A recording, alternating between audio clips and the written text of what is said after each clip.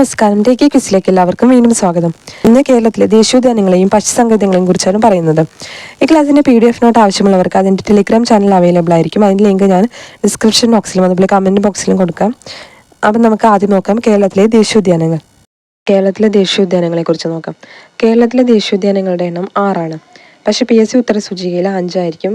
കേന്ദ്ര വനം വകുപ്പ് മന്ത്രാലയത്തിൻ്റെ കണക്ക് പ്രകാരമാണ് 6. കേരളത്തിൽ 6 ദേശീയോദ്യാനങ്ങൾ ഉണ്ടെങ്കിലും PSC 5 ദേശീയോദ്യാനങ്ങളാണ് അംഗീകരിച്ചിട്ടുള്ളത്. പെരിയാർ ദേശീയോദ്യാനത്തെ PSC ഒരു ദേശീയോദ്യാനമായിട്ട് അംഗീകരിച്ചിട്ടില്ല. അതൊരു ടൈഗർ റിസർവും വന്യജീവി സങ്കേതമൊക്കെ ആയിട്ടാണ് PSC കണക്കാക്കിയിരിക്കുന്നത്. അപ്പോൾ കേരളത്തിലെ 6 ദേശീയോദ്യാനങ്ങളിൽ 5 മാത്രമാണ് PSC അംഗീകരിച്ചിട്ടുള്ളത്. അവ ഏതൊക്കെയെന്ന് നോക്കാം. ആനമുടി ചോല, പാമ്പാടും ചോല, മതികെട്ടാൻ ചോല, ഇരവികുളം, സൈലൻറ്റ് വാലി, പെരിയാറിനെ ബ്രാക്കറ്റിലിട്ട് വെച്ചിരിക്കുന്നത് അറിയാൻ വേണ്ടിയിട്ടാണ്. ഇനി കേരളത്തിലെ 7ാമതായി പരിഗണിക്കുന്ന ദേശീയോദ്യാനം കരിമ്പുഴ, പാലക്കാട്. കരിമ്പുഴ വന്യജീവി സങ്കേതത്തെക്കുറിച്ച് നമ്മൾ വന്യജീവി സങ്കേതത്തിൻ്റെ ക്ലാസ് പറഞ്ഞപ്പോൾ അത് ദേശീയോദ്യാനമായി ഉയർത്താൻ പ്ലാൻ ചെയ്യുന്നുണ്ട്. അപ്പോൾ ഇതുവരെ പ്രഖ്യാപനമൊന്നും ഉണ്ടായിട്ടില്ല. അപ്പോൾ 7ാമതായി പരിഗണിക്കുന്ന ദേശീയോദ്യാനമാണ് കരിമ്പുഴ. ഏറ്റവും കൂടുതൽ ദേശീയോദ്യാനങ്ങളുള്ള ജില്ല ഇടുക്കിയാണ്. ഇപ്പോൾ ഈ പറഞ്ഞ 6 ദേശീയോദ്യാനത്തിൽ 5 ഇടുക്കി ജില്ലയിലാണ് സ്ഥിതി ചെയ്യുന്നത്. സൈലൻറ്റ് വാലി മാത്രമാണ് പാലക്കാട് ജില്ലയിൽ സ്ഥിതി ചെയ്യുന്നത്. അപ്പോൾ നമുക്ക് ഓരോ ദേശീയോദ്യാനത്തെ ഡീറ്റെയിൽ ആയിട്ട് നോക്കാം. ആദ്യം ഇരവികുളം ദേശീയോദ്യാനം. കേരളത്തിലെ ആദ്യത്തെ ദേശീയോദ്യാനമാണ് ഇരവികുളം ദേശീയോദ്യാനം. കേരളത്തിലെ ഏറ്റവും വലിയ ദേശീയോദ്യാനം പെരിയാറാണ് കേരളത്തിലെ ഏറ്റവും വലിയ ദേശീയോദ്യാനമെങ്കിലും PSC ഉത്തരസൂചിക പ്രകാരം ഇരവികുളമാണ് ഏറ്റവും വലിയ ദേശീയോദ്യാനം. കേരളത്തിലെ ഏറ്റവും ഉയരത്തിൽ സ്ഥിതി ചെയ്യുന്ന ദേശീയോദ്യാനമാണ് ഇരവികുളം. 1975 ഇരവികുളം പാർക്കിനെ വന്യജീവി സങ്കേതമായി പ്രഖ്യാപിച്ചത്. 1978 ഇരവികുളം ദേശീയോദ്യാനം നിലവിൽ വന്നു. ഇടുക്കി ജില്ലയിൽ സ്ഥിതി ചെയ്യുന്ന താലൂക്ക് ദേവികുളം. 97 ചതുരശ്ര കിലോമീറ്ററാണ് ഇതിൻ്റെ വിസ്തീർണം. ഇരവികുളം ദേശീയോദ്യാനത്തിൻ്റെ തെക്കുഭാഗത്തായി സ്ഥിതി ചെയ്യുന്ന കൊടുമുടിയാണ് ആനമുടി. 2695 മീറ്ററാണ് ആനമുടിയുടെ ഉയരം. ഇരവികുളം ദേശീയോദ്യാനത്തിൻ്റെ തെക്കുഭാഗത്ത് മാത്രമല്ല ഹിമാലയത്തിൻ്റെ തെക്കുഭാഗത്ത് സ്ഥിതി ചെയ്യുന്ന ഒരു കൊടുമുടി കൂടിയാണ് ആനമുടി. അപ്പോൾ ഇരവികുളം ദേശീയോദ്യാനം കേരളത്തിലെ ആദ്യത്തെ ദേശീയോദ്യാനമാണ്. ആദ്യത്തേത് മാത്രമല്ല ഏറ്റവും വലിയ ദേശീയോദ്യാനം കൂടിയാണ് ഇരവികുളം. ഇടുക്കി ജില്ലയിലെ ദേവികുളം താലൂക്കിലാണ് ഇത് സ്ഥിതി ചെയ്യുന്നത്. 1978 ഇരവികുളം ദേശീയോദ്യാനമായി പ്രഖ്യാപിച്ചത്. ഇത് കേരളത്തിലെ ഏറ്റവും ഉയരത്തിൽ സ്ഥിതി ചെയ്യുന്ന ദേശീയോദ്യാനമാണ്. കേരളത്തിലെ ഏറ്റവും വലിയ കൊടുമുടിയായ ആനമുടി സ്ഥിതി ചെയ്യുന്ന ഇരവികുളം ദേശീയോദ്യാനത്തിലാണ്. വരയാടുകളുടെ സംരക്ഷണം പ്രധാനം ലക്ഷ്യമാക്കി നിലവിൽ വന്ന ദേശീയോദ്യാനമാണ് ഇരവികുളം ദേശീയോദ്യാനം. ഇവ നീലഗിരി താർ എന്നും അറിയപ്പെടുന്നുണ്ട്. മൂന്നാറിലെ രാജമലയിൽ സംരക്ഷിക്കപ്പെടുന്ന മൃഗമാണ് വരയാട്. വരയാടിൻ്റെ ശാസ്ത്രീയ നാമമാണ് നീലഗിരി ട്രാഗസ് ഹൈലോക്രിയസ്. തമിഴ്നാടിൻ്റെ സംസ്ഥാന മൃഗമാണ് വരയാടുകൾ. 12 വർഷത്തിൽ ഒരിക്കൽ പൂക്കുന്ന നീലക്കുറിഞ്ഞിയുടെ നാടുകൂടിയാണ് ഇരവികുളം. രാജമല വിനോദസഞ്ചാര കേന്ദ്രം സ്ഥിതി ചെയ്യുന്ന ദേശീയോദ്യാനമാണ് ഇരവികുളം. ഈ ഇരവികുളം നാഷണൽ പാർക്കിന് രാജമല വിനോദസഞ്ചാര കേന്ദ്രം എന്നൊരു പേര് കൂടിയുണ്ട്. തെക്കൻ പശ്ചിമഘട്ടത്തിലെ കണ്ണൻദേവൻ മലനിരകളിലാണ് ഇരവികുളം ദേശീയോദ്യാനം സ്ഥിതി ചെയ്യുന്നത്. തെക്കൻ പശ്ചിമഘട്ടത്തിലെ കണ്ണൻദേവൻ മലനിരകളിലാണ് ഇരവികുളം ദേശീയോദ്യാനം സ്ഥിതി ചെയ്യുന്നത്. 29 സസ്തനികൾ ഇവിടെ കാണപ്പെടുന്നുണ്ട്. അതിൽ 5 പശ്ചിമഘട്ടത്തിൽ മാത്രം കാണപ്പെടുന്നവയാണ്. നീലഗിരി താർ, ഗൗർ, സ്ലോത്ത് ബിയർ, നീലഗിരി ലങ്കൂർ, കടുവ, പുള്ളിപ്പുലി, ഭീമൻ അണ്ണാൻ, കാട്ടുനായ എന്നിവ സാധാരണമാണ്. വംശനാശ ഭീഷണി നേരിടുന്ന നീലഗിരി താറിൻ്റെ ലോക ജനസംഖ്യയുടെ പകുതിയും ഇവിടെയാണ് താമസിക്കുന്നത്. ലോകത്തിലെ ഏറ്റവും വലിയ അറ്റ്ലസ് നിശാശലഭത്തെ ഈ പാർക്കിൽ കാണാം. 100ലധികം ഇനം ചിത്രശലഭങ്ങളും 20 ഇനം ഉഭയജീവികളും ഇവിടെ കാണപ്പെടുന്നുണ്ട്. ഇരവികുളം ദേശീയോദ്യാനം നീലഗിരി താറിൻ്റെ പ്രസവ സമയത്ത് ഫെബ്രുവരി 1 മുതൽ അടച്ചിടും. ഫെബ്രുവരി 1 മുതൽ കുറച്ച് ദിവസത്തേക്ക് ഇരവികുളം ദേശീയോദ്യാനം അടച്ചിടും. നീലഗിരി താറിൻ്റെ പ്രസവ സമയമാണ്. അപ്പോൾ നമുക്ക് ഇരവികുളം ദേശീയോദ്യാനത്തെക്കുറിച്ച് ഒന്നുകൂടി നോക്കാം. കേരളത്തിലെ ആദ്യത്തെയും വലുതുമായ ദേശീയോദ്യാനമാണ് ഇരവികുളം ദേശീയോദ്യാനം. ഇത് 1978 ദേശീയോദ്യാനമായിട്ട് ഇരവികുളത്തെ പ്രഖ്യാപിച്ചത്. 1975 ഇരവികുളം പാർക്കിനെ വന്യജീവി സങ്കേതമായി പ്രഖ്യാപിച്ചു. കേരളത്തിലെ ഏറ്റവും ഉയരത്തിൽ സ്ഥിതി ചെയ്യുന്ന ദേശീയോദ്യാനമാണിത്. ഇടുക്കി ജില്ലയിലെ ദേവികുളം താലൂക്കിലാണ് ഇത് സ്ഥിതി ചെയ്യുന്നത്.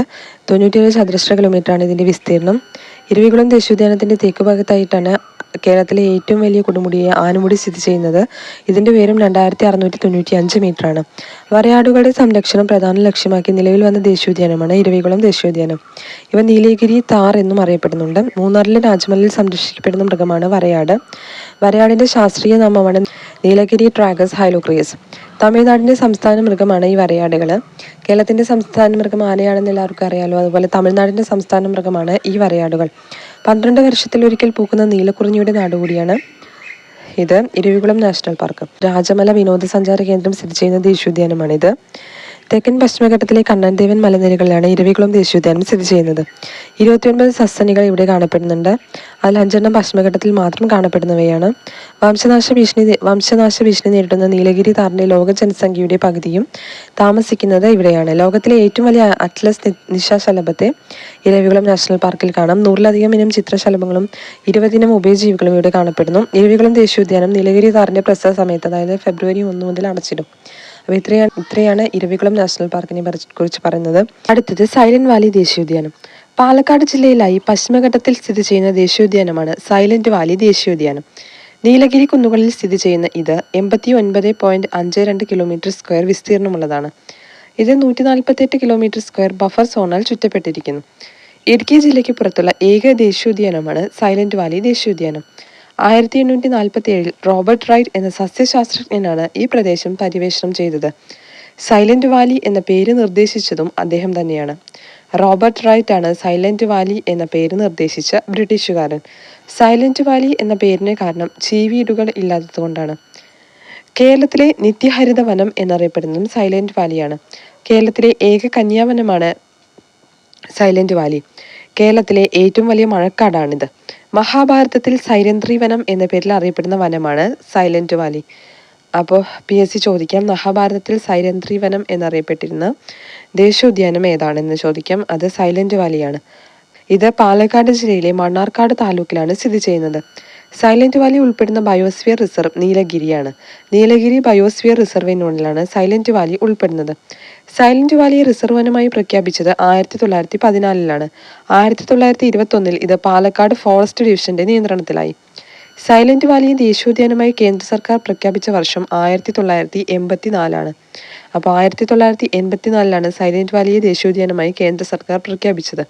അന്നത്തെ പ്രധാനമന്ത്രി ഇന്ദിരാഗാന്ധിയാണ് ദേശീയോദ്യാനമായിട്ട് പ്രഖ്യാപിച്ചത്. പക്ഷേ 1985 സെപ്റ്റംബർ 7-ന് അന്നത്തെ പ്രധാനമന്ത്രിയായിരുന്ന രാജീവ് ഗാന്ധിയാണ് സൈലന്റ് വാലി ദേശീയോദ്യാനം രാഷ്ട്രത്തിന് സമർപ്പിച്ചത്. അപ്പോൾ 1984 ഇന്ദിരാഗാന്ധിയാണ് പ്രഖ്യാപിച്ചതെങ്കിലും ഇത് ഉദ്ഘാടനം ചെയ്യുമ്പോഴത്തെ പ്രധാനമന്ത്രി രാജീവ് ഗാന്ധി ആയിരുന്നു. സൈലന്റ് വാലിയെ ബഫർ സോണായി പ്രഖ്യാപിച്ച വർഷം 2007-ലാണ് സൈലന്റ് വാലിയെ ബഫർ സോണായി പ്രഖ്യാപിച്ചത്. 9.8 കിലോമീറ്റർ ഇക്കോ സെൻസിറ്റീവ് സോണായി കേന്ദ്ര സർക്കാർ പ്രഖ്യാപിച്ച കേരളത്തിലെ ദേശീയോദ്യാനമാണ് സൈലന്റ് വാലി.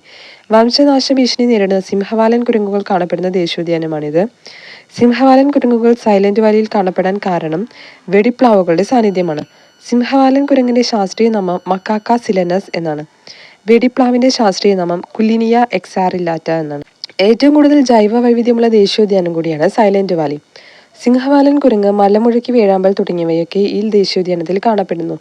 ലോക പൈതൃക പട്ടികയിൽ ഉൾപ്പെടുന്ന കേരളത്തിലെ ദേശീയോദ്യാനമാണിത്. 2012-ലാണ് സൈലന്റ് വാലിയെ ലോക പൈതൃക പട്ടികയിൽ ഉൾപ്പെടുത്തിയിരിക്കുന്നത്.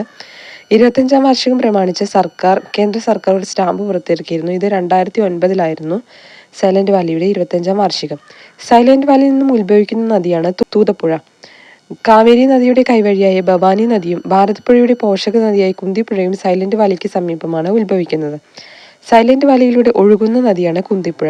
അപ്പോൾ സൈലന്റ് വാലിയിൽ നിന്നും ഉത്ഭവിക്കുന്ന നദി തൂതപ്പുഴയും സൈലന്റ് വാലിയിലൂടെ ഒഴുകുന്ന നദി കുന്തിപ്പുഴയുമാണ്. കടലുണ്ടി നദിയുടെ ഉത്ഭവവും സൈലന്റ് വാലിയിലാണ്. സൈലന്റ് വാലിയോട് ചേർന്ന് സ്ഥിതി ചെയ്യുന്ന തമിഴ്നാട്ടിലെ ദേശീയോദ്യാനമാണ് മുകുർത്തി ദേശീയോദ്യാനം.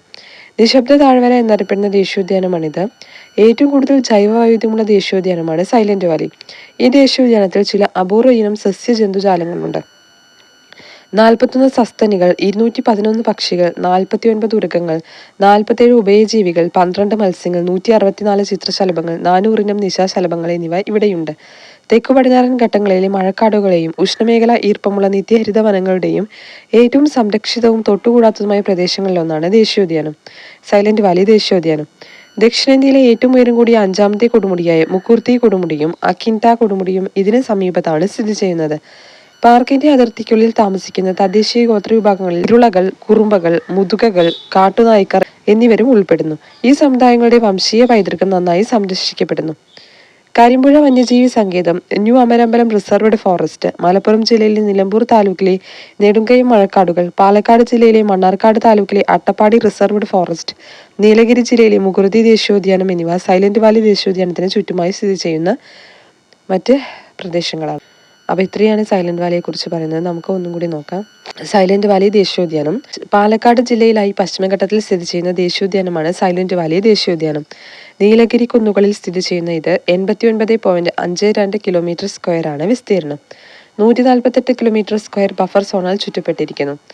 ഇടുക്കി ജില്ലയ്ക്ക് പുറത്തുള്ള ഏക ദേശീയോദ്യാനമാണ് സൈലന്റ് വാലി.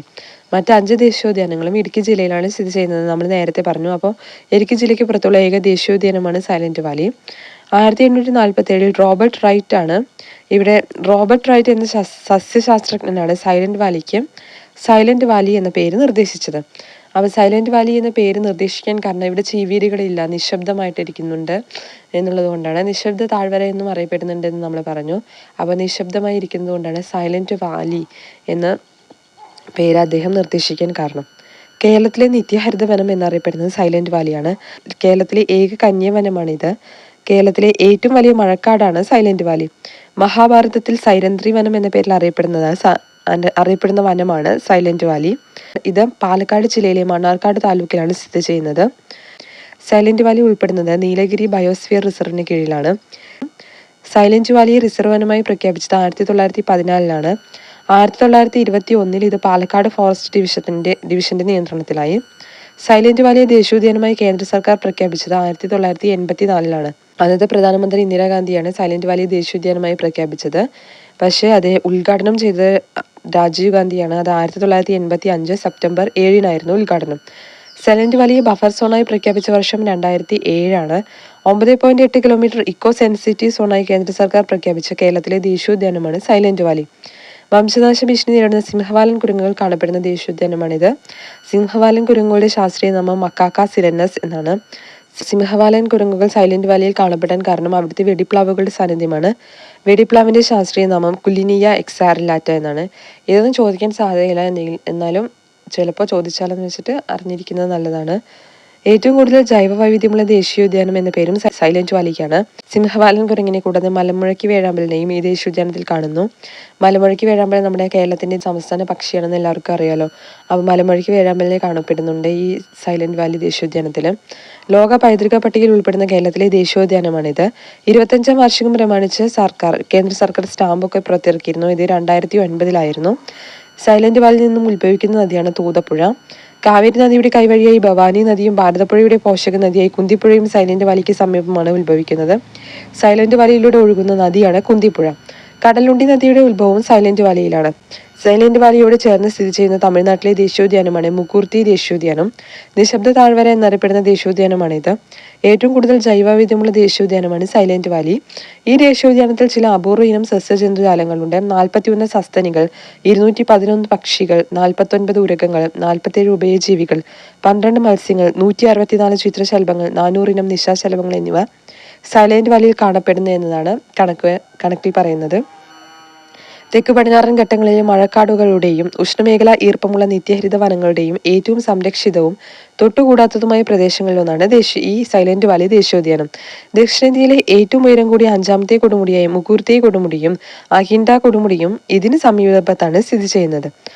പാർക്കിന്റെ അതിർത്തിക്കുള്ളിൽ താമസിക്കുന്ന തദ്ദേശീയ ഗോത്ര വിഭാഗങ്ങളിൽ ഇരുളകൾ, കുറുമ്പകൾ, മുതുകകൾ, കാട്ടുനായ്ക്കർ എന്നിവരും ഉൾപ്പെടുന്നു. ഈ സമുദായങ്ങളുടെ വംശീയ പൈതൃകം നന്നായി സംരക്ഷിക്കപ്പെടുന്നു.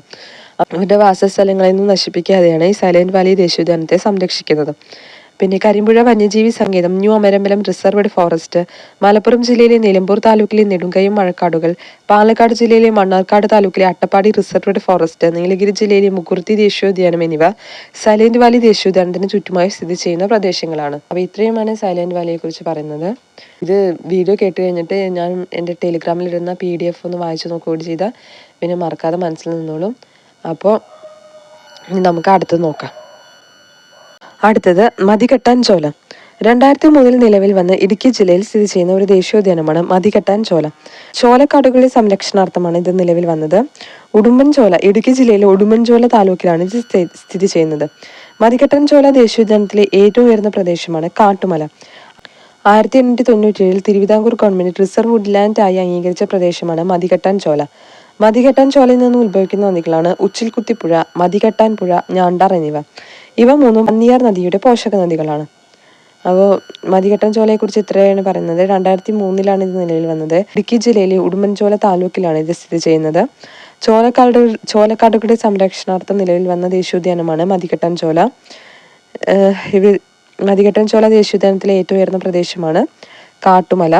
1897 തിരുവിതാംകൂർ ഗവൺമെന്റ് റിസർവ് വുഡ്ലാൻഡായി തിരഞ്ഞെടുത്ത പ്രദേശമാണ് ഇത് മതികെട്ടൻ ചോല. ഈ മതികെട്ടൻ ചോലയിൽ നിന്ന് ഉത്ഭവിക്കുന്ന 3 നദികളാണ് ഉച്ചിൽകുത്തിപ്പുഴ, മതികെട്ടൻ പുഴ, ഞാണ്ടാർ എന്നിവ. ഇവ 3ഉം പന്നിയാർ നദിയുടെ പോഷക നദികളാണ്. അടുത്തത് ആനമുടിച്ചോല. 2003 നിലവിൽ വന്ന മറ്റൊരു ദേശീയോദ്യാനമാണ് ആനമുടിച്ചോല. ഇടുക്കി ജില്ലയിൽ സ്ഥിതി ചെയ്യുന്ന ദേശീയോദ്യാനമാണിത്. ആനമുടിച്ചോല ദേശീയോദ്യാനത്തിൽ സ്ഥിതി ചെയ്യുന്ന വെള്ളച്ചാട്ടമാണ് തൂവാനം വെള്ളച്ചാട്ടം. അപ്പോൾ തൂവാനം വെള്ളച്ചാട്ടം സ്ഥിതി ചെയ്യുന്നത് ആനമുടിച്ചോല ദേശീയോദ്യാനത്തിലാണ്. ആനമുടിച്ചോല ദേശീയോദ്യാനത്തിൽ ഉൾപ്പെടുന്ന 3 ചോല റിസർവ് ഫോറസ്റ്റുകളാണ് ഇടിവരച്ചോല റിസർവ്, പുല്ലാരടിച്ചോല റിസർവ്, മന്നവൻ ചോല റിസർവ് എന്നിവ. അപ്പോൾ 2003 നിലവിൽ വന്ന ഇടുക്കി ജില്ലയിൽ സ്ഥിതി ചെയ്യുന്ന ഒരു ദേശീയോദ്യാനമാണ് ആനമുടിച്ചോല. ആനമുടിച്ചോല ദേശീയോദ്യാനത്തിൽ സ്ഥിതി ചെയ്യുന്ന വെള്ളച്ചാട്ടമാണ് തൂവാനം വെള്ളച്ചാട്ടം. ആനമുടിച്ചോല ദേശീയോദ്യാനത്തിൽ ഉൾപ്പെടുന്ന 3 ചോല റിസർവ് ഫോറസ്റ്റുകളാണ് ഇടിവര ചോല റിസർവ്, പുല്ലാരടി ചോല റിസർവ്, മന്നവൻ ചോല റിസർവ് എന്നത്. അടുത്തത് പാമ്പാടൻ ചോല. കേരളത്തിലെ ഏറ്റവും ചെറിയ ദേശീയോദ്യാനമാണ് പാമ്പാടൻ ചോല. 2003 ഇതിനെ ദേശീയോദ്യാനമായി പ്രഖ്യാപിച്ചത്. ഇടുക്കി ജില്ലയിലെ മറയൂർ വില്ലേജിലാണ് ഇത് സ്ഥിതി ചെയ്യുന്നത്. പാമ്പാടൻ ചോലയുടെ വിസ്തീർണം വെറും 1.32 ചതുരശ്ര കിലോമീറ്റർ മാത്രമാണ്. കേരളത്തിലെ ഏറ്റവും ചെറിയ ദേശീയോദ്യാനമായ പാമ്പാടൻ ചോല ഇടുക്കി ജില്ലയിലാണ് സ്ഥിതി ചെയ്യുന്നത്. ഇത് മറയൂർ വില്ലേജിൽ സ്ഥിതി ചെയ്യുന്നു. പാമ്പാടൻ ചോലയുടെ വിസ്തീർണം 1.32 ചതുരശ്ര കിലോമീറ്റർ മാത്രമാണ്.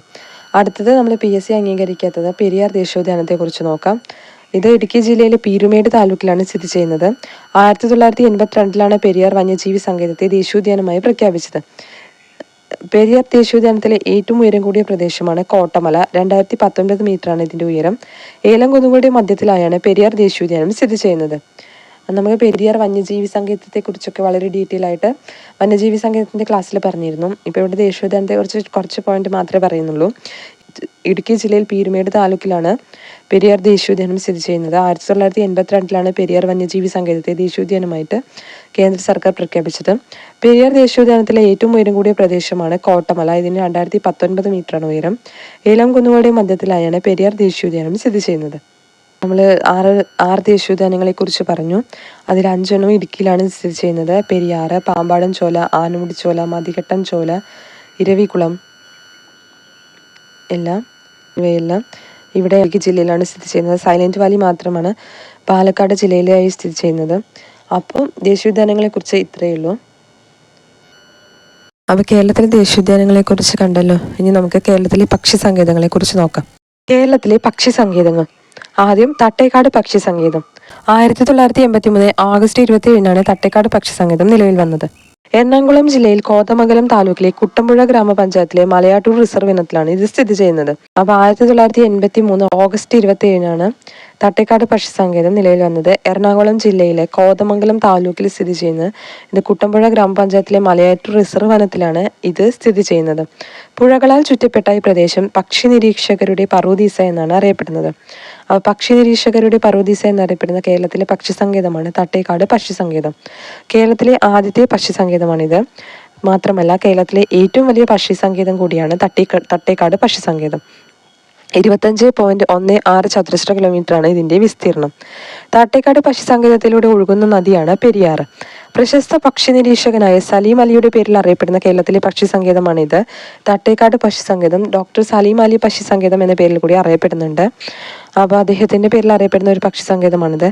ഇന്ത്യൻ ഉപദ്വീപിലെ ഏറ്റവും സമ്പന്നമായ പക്ഷികളുടെ ആവാസ കേന്ദ്രം എന്നാണ് ഈ സങ്കേതത്തെ അദ്ദേഹം വിശേഷിപ്പിച്ചത്.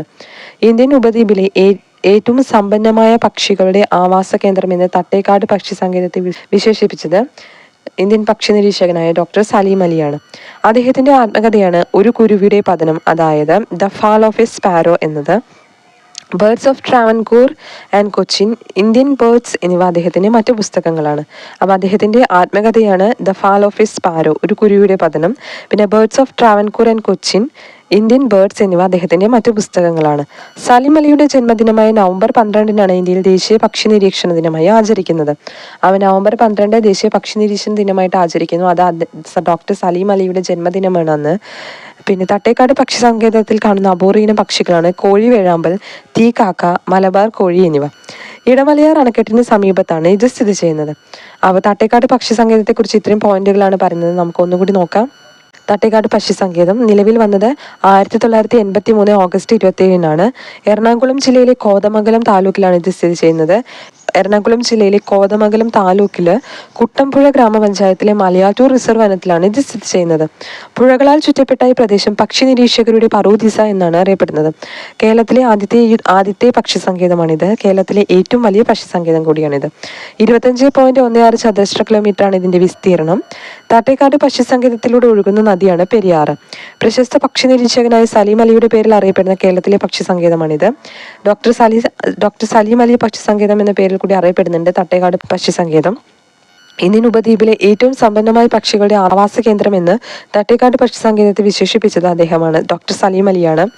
അദ്ദേഹത്തിന്റെ ആത്മകഥയാണ് കുരുവിയുടെ പതനം, the fall of a sparrow, birds of Travancore and Cochin, Indian birds എന്നിവ അദ്ദേഹത്തിന്റെ മറ്റു പുസ്തകങ്ങളാണ്. സലീം അലിയുടെ ജന്മദിനമായ നവംബർ 12-നാണ് ഇന്ത്യയിൽ ദേശീയ പക്ഷി നിരീക്ഷണ ദിനമായി ആചരിക്കുന്നത്. താട്ടേക്കാട് പക്ഷി സങ്കേതത്തിൽ കാണുന്ന അപൂർവ പക്ഷികളാണ് കോഴിവേഴാമ്പൽ, തീക്കാക്ക, മലബാർ കോഴി എന്നിവ. ഇടമലയാർ അണക്കെട്ടിന് സമീപത്താണ് തട്ടേക്കാട് പക്ഷി സങ്കേതം സ്ഥിതി ചെയ്യുന്നത്. അപ്പോൾ തട്ടേക്കാട് പക്ഷി സങ്കേതത്തെ കുറിച്ചിട്ട് ഇത്രയാണ് പറയുന്നത്. ഇനി അടുത്തത് മംഗളവനം പക്ഷി സങ്കേതം.